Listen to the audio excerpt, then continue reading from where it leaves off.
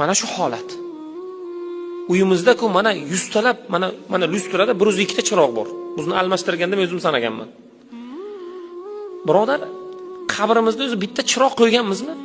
Qabrda qanaqa chiroq qo'yiladi? Qabrni charog'on bo'lishligi uchun mana kechqurunning oxirida vitr vojib namozini o'qiymiz-ku.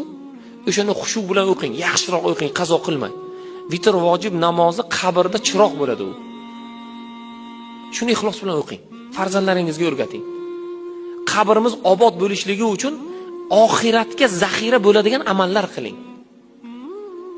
Uyimiz mana gilami masalan bugungi kunda $50 gilamda tursak ham hayotimiz o'tadi. $10 gilamda tursak ham o'sha vaqtni ko'rsatadi.